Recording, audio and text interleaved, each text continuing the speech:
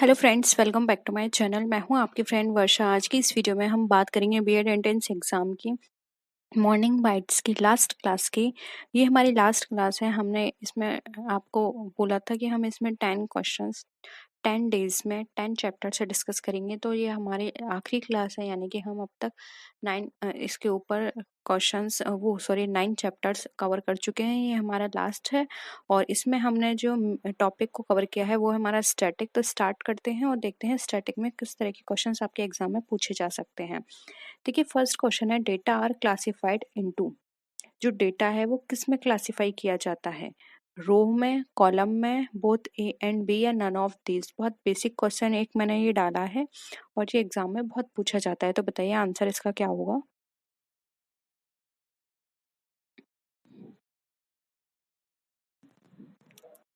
बहुत सिंपल है इसका।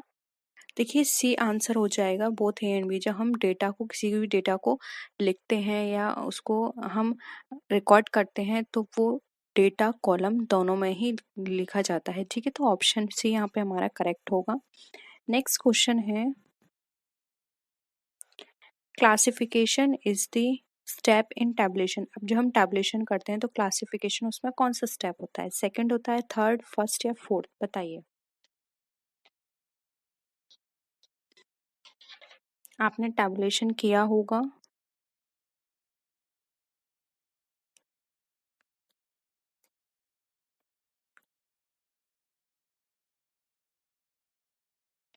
बताइए क्या होगा इसका आंसर?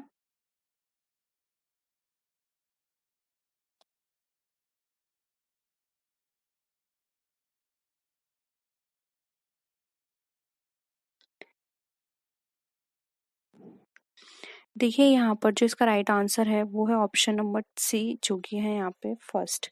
ठीक है, ये फर्स्ट होता है टैबुलेशन, क्लासिफिकेशन, जब हम टैबुलेशन करते हैं तो। ठीक है, नेक्स्ट है, इन collection and tabulation the chief requisite is general knowledge, common sense, scientific knowledge, या नन ऑफ दीज।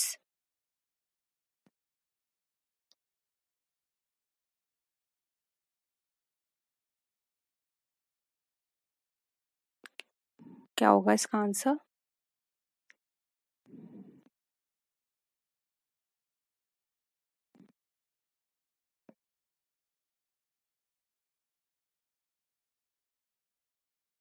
आवश्यक चीज बतानी है आपको जब हम कलेक्शन करेंगे या फिर टैबुलेशन करेंगे तो।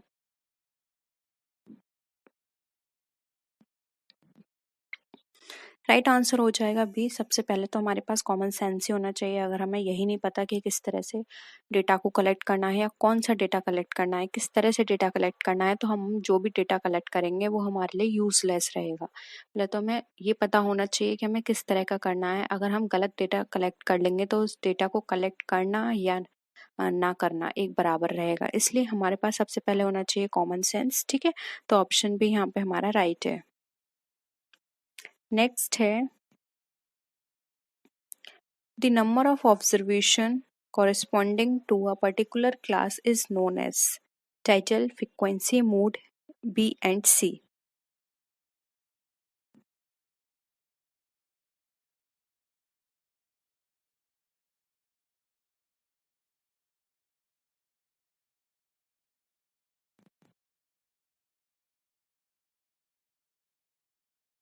देखिए, एक कोई भी ऑब्जर्वेशन जिसको हमने एक नंबर एलोकेट किया है किसी पर्टिकुलर क्लास में, तो वो हमारी क्या कहलाती है? उसको हम बोलते हैं frequency.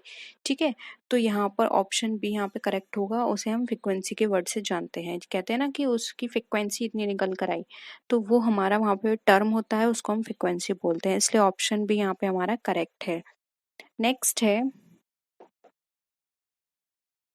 Diagrams and graphs are tools of collection of data, presentation, analysis, या फिर समराइजेशन।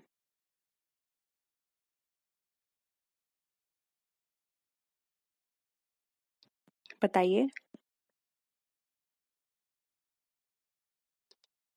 डायग्राम्स और ग्राफ्स हमारे कब यूज होते हैं? देखिए, ये जब हम कलेक्शन करते हैं डेटा, तब हमारा ग्राफ या डायग्राम से कोई पर्पस, कोई मतलब नहीं है। प्रेजेंटेशन में भी ज़रूरी नहीं है डायग्राम और ग्राफ्स की, लेकिन एनालिसिस, प्रेजेंटेशन ये सिर्फ शो करने के लिए होता है, लेकिन प्रेजेंटेशन का कोई टूल नहीं है। टूल किसका है? एनालिसिस का। जो हम एनालिसिस करते हैं, एक कंपैरिजन करते हैं, तो हमारे ग्राफ और डायग्राम हेल्प करते हैं हमारी इसमें, इसलिए ये एनालिसिस के लिए टूल है। समराइजेशन में तो हम यहाँ पर एक रिजल्ट देंगे, ठीक है, समराइज करेंगे चीज़ों को, ये एनालाइज के बाद की स्टेप आ जाएगी, ठीक है, इसलिए ऑप्शन से यहाँ पे एनालिसिस हमारा राइट आंसर हो जाएगा। नेक्स्ट है, which of the following should be avoided as methods of presenting data?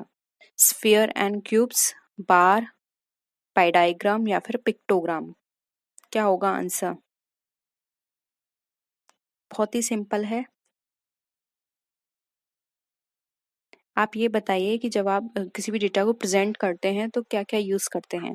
देखिए, आप बार के थ्रू उसको रिप्रेजेंट कर सकते हैं, पाई डायग्राम के थ्रू कर सकते हैं, पिक्टोग्राम से कर सकते हैं, लेकिन स्फीयर एंड क्यूब से कभी नहीं कर सकते, इसलिए यहाँ पे ऑप्शन ए हमारा राइट आंसर हो जाएगा, ठीक है। नेक्स्ट है, the sum of the deviation of individual observation is zero from mode, geometric mean, median या फिर नन ऑफ दीज। बताइए।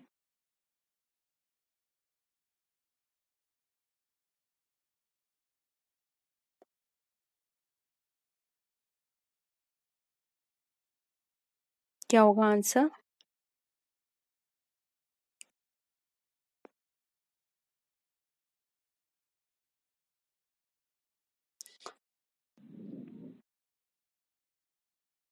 देखिए, यहाँ पर the sum of deviation of individual observation is zero from, अगर जीरो आया है तो वो यहाँ पर ना मोड से होगा, ना ज्योमेट्रिक मीन से, ना फिर मीडियन से, इसलिए यहाँ पर ऑप्शन डी हमारा राइट आंसर हो जाएगा, ठीक है। तो ऑप्शन डी यहाँ पे हमारा क्या है? करेक्ट है। नेक्स्ट आते हैं, which of the following is the unstable average. Unstable average क्या है? मोड है, ज्योमेट्रिक मीन है, मीडियन है या फिर अर्थमेटिक मीन है।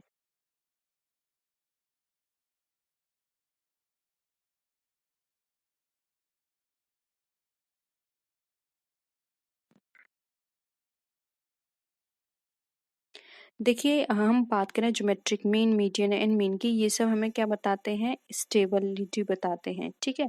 जबकि यहाँ पे अनस्टेबल पूछा है तो ऑप्शन ए राइट आंसर हो जाएगा। मोड क्या होता है? कितनी बार एकर हो रही है, मतलब नंबर्स कितनी बार सेम नंबर आ रहे हैं, वो हमारा मोड कहलाता है। इसलिए यहाँ पे क्या है? अनस्टेबल पूछा है, इसलिए ऑप्शन ए हमारा करेक्ट होगा। नेक्स्ट है, for dealing with qualitative data, the best average, arithmetic mean, harmonic mean, geometric mean या फिर median। यहाँ पे क्वालिटेटिव डेटा की बात की गई है।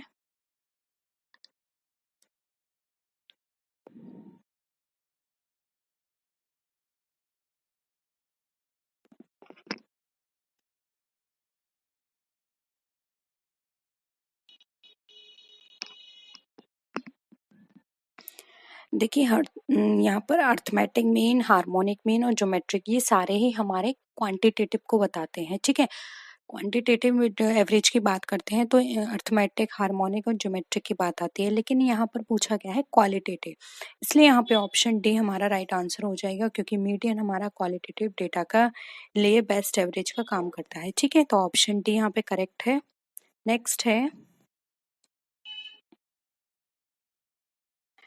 data originally collected for an investigation is known as secondary data, original data, primary data, none of these। देखिए, मैं पहले से बता देती हूँ, थोड़ा ध्यान से आंसर करिएगा इसका।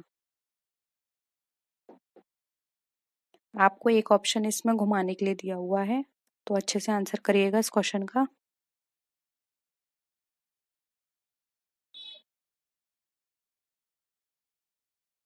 बताइए।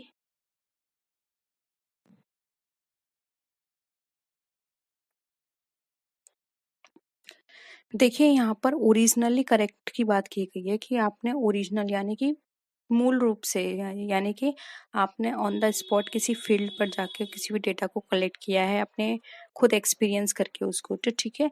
तो यहाँ पर उसको क्या बोलेंगे, उसको बोलेंगे प्राइमरी डेटा। ओरिजिनल डेटा नहीं बोलेंगे, या आपको कंफ्यूज करने के लिए दिया हुआ है, उसे प्राइमरी डेटा बोलते हैं। ओरिजिनल डेटा कुछ होता ही नहीं है। दो तरह के डेटा होते हैं हमारे, एक प्राइमरी डेटा और एक होता है हमारा सेकेंडरी डेटा। ठीक है, तो यहाँ पे आंसर हो जाएगा ए, वो सॉरी सी, जो कि हमारा प्राइमरी डेटा। जब हम फर्स्ट टाइम किसी भी इंफॉर्मेशन को कलेक्ट करते हैं तो उसको बोलते हैं प्राइमरी, और जब वो एक बार पब्लिश हो जाती है या पहले से ही वो सब लोग जानते हैं उसके बारे में, या फिर किसी ना किसी पर्सन को पहले से नोन है, तो वो क्या कहलाती है, हमारी सेकेंडरी डेटा में आ जाता है। ठीक है, तो यहाँ पे ऑप्शन सी हमारा राइट आंसर हो जाएगा। तो यही थे क्वेश्चंस। होप यहाँ पर आपको सारी चीज़ें क्लियर हुई होंगी। वीडियो पसंद आई तो वीडियो को लाइक कीजिए, फ्रेंड्स या शेयर कीजिए, और किसी भी तरह की कोई भी क्वेरी हो तो प्लीज़ ज़रूर बताइएगा। तो नेक्स्ट वीडियो में फिर मिलते हैं और भी अच्छी वीडियोज़ के साथ। तब तक के लिए टेक केयर, बाय बाय।